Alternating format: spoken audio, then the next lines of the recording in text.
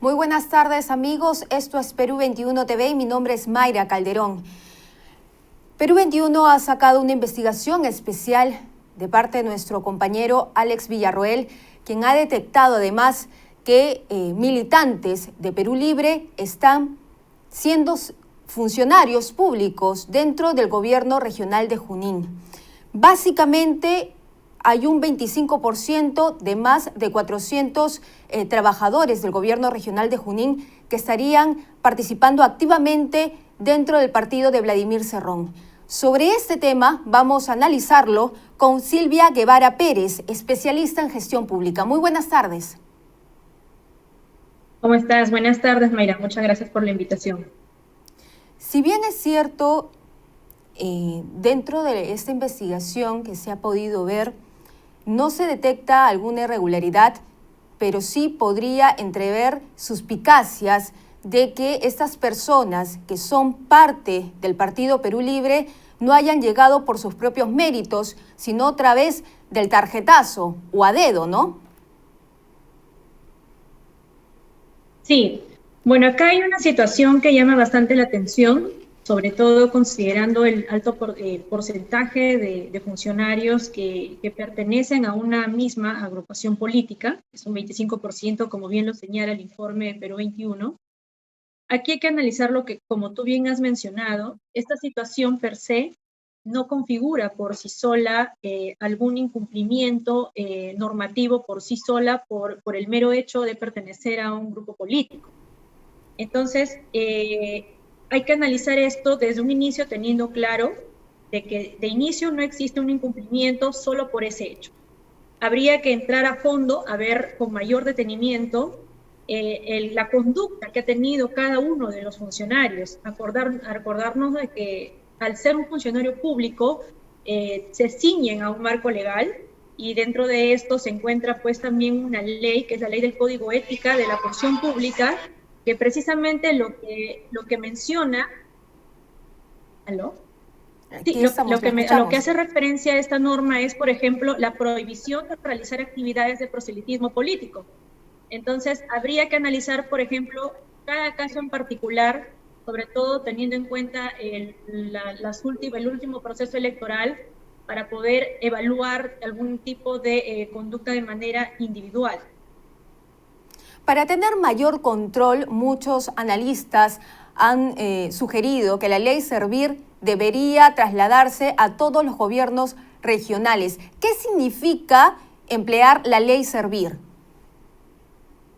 Mira, la ley Servir, que ya data desde hace bastantes años, lo que involucra es el inicio de una reforma del servicio civil que viene a ser esta entidad, este ente rector del sistema de recursos humanos a nivel nacional.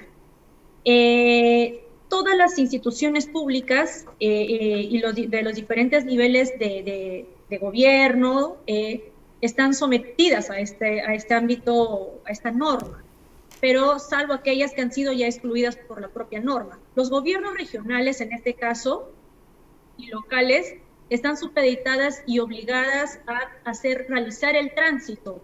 ¿Qué cosa es lo que ha sucedido? Lo que ha sucedido es que en un inicio la ley estableció en su primera disposición complementaria la obligatoriedad de que el tránsito de todas las instituciones, incluidos los gobiernos regionales, lo tienen que hacer su implementación en un máximo de 6 años, o sea, tenían 6 años desde que se emitió la norma para que puedan de alguna manera realizar este tránsito. Aspecto que luego fue modificado por otro decreto legislativo en donde ese plazo se eliminó. Entonces, desde ese año, desde el 2018, que se hizo esta modificación, el propio Congreso, que en este caso fue a través de un decreto legislativo que lo hizo el Poder Ejecutivo, lo que tenemos es prácticamente una especie de que para poder transitar esta ley y hablar de un tema meritocrático en los gobiernos regionales y locales, necesitamos de la propia voluntad de las autoridades locales y regionales. Estamos hablando en especial de quienes vienen a ser, quienes lideran cada institución, en este caso un gobernador regional en este caso un alcalde, si estamos hablando de los gobiernos locales. Entonces, pues vemos aquí que prácticamente la norma por sí sola no involucra un cambio y que prácticamente hay un esfuerzo que se tiene que realizar para nuevamente poner, creo yo, en vitrina esto que ha sido eliminado, que es este plazo, ¿no? Porque prácticamente tienen carta abierta para poder ellos iniciar el tránsito cuando tengan la voluntad de poder hacerlo. Claro, porque de esa manera también se exige que los funcionarios públicos que ejerzan, valga la redundancia, un cargo dentro del gobierno regional, el que fuera, lo haya hecho por sus propios méritos, ¿no? Y tenga las capacidades para poder ejercer ciertas funciones. Y esto llama la atención porque además se ha detectado que hay cerca de 545 proveedores contratados también pertenecientes a Perú Libre. Estas acciones que tú me mencionas, de poner especial atención, ¿qué instituciones deberían ir acompañando para que no se repitan o no cabe la duda de pensar de que estas personas que pertenecen a un partido político en su mayoría y que están activamente en este partido político no hayan sido elegidas a dedo? Ya, mira, la manera en cómo Mayra, se podría garantizar esto es a través de ya la implementación del tránsito, en este caso a la ley Servir, porque el tránsito a la ley Servir involucra varias etapas.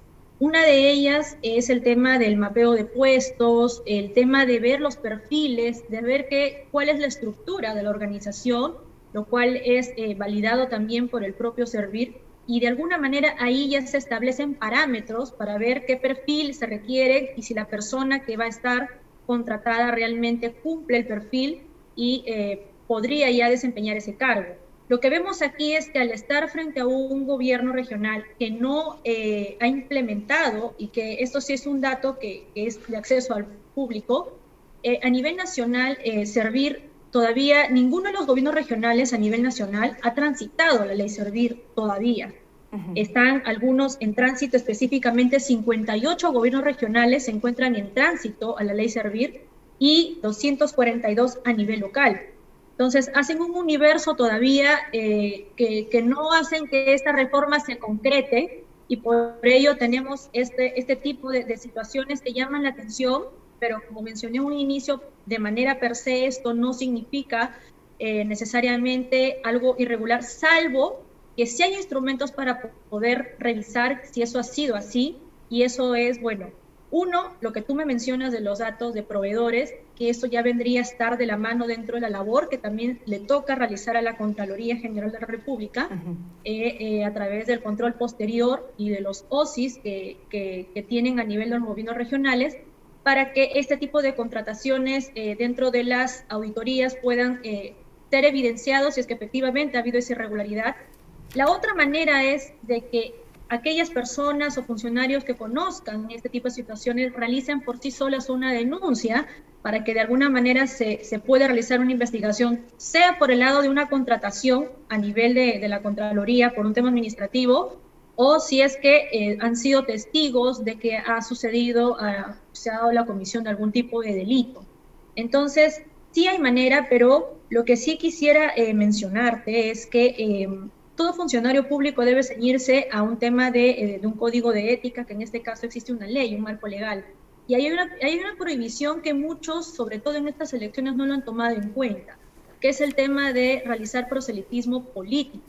Y esto tiene que ver también con hacer un uso inadecuado del cargo y de sus funciones, y de repente usar bienes del propio Estado, como muchas veces han sucedido en diferentes lugares de nuestro país, para poder apoyar a determinado candidato o candidata, tanto en elecciones locales o incluso también en elecciones a nivel nacional. Entonces, sí hay herramientas, pero por sí solo habría que poder identificar y ver dependiendo el tema. Si estamos hablando de perfiles de funcionarios públicos, si es que no ha habido ninguna irregularidad advertida o denunciada, difícilmente la Contraloría podría intervenir, ¿no? Y si estamos hablando ya de contratos que son irregulares y llaman la atención, bueno, esto forma parte de lo que debería advertir en todo caso en el control posterior que realiza la propia Contraloría. Muchísimas gracias, Silvia, por acompañarnos haciendo este análisis sobre los funcionarios que estarían siendo además militantes del Partido Perú Libre dentro del gobierno regional de Junín. Muy buenas tardes. Muchas gracias. Bien, fue entonces Silvia Guevara Pérez, especialista en gestión pública, que nos acompañó también a analizar este tema. Y solamente para mencionar algunos nombres, está el caso de David Porras, Jenny Flores, que pertenecen al gobierno regional de Junín, y además los siguientes nombres son Adolfo Santos, Jaime Araujo, Efraín Cerrón, Joana Amable y Ofelia Ríos, que son otro de los nombres que figuran también en la planilla del gobierno regional de Junín hasta abril y que, sin embargo, también habrían presentado este habeas corpus que se hablaba la semana pasada en Ayacucho. Esta es la información. Permiso.